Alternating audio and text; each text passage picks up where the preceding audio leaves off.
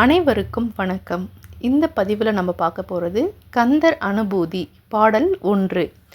ஆடும் பரிவேல் அணி சேவல் என பாடும் பணியே பணியாய் அருள்வாய், தேடும் கயமா முகனை செருவில் சாடும் தனியானை சகோதரனே.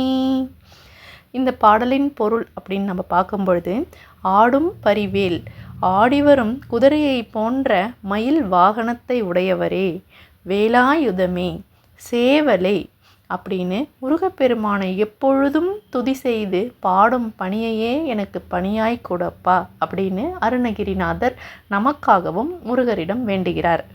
அடுத்தது, தேடும் கயமாமுகனை செருவில் சாடும் தனி யானை சகோதரனே.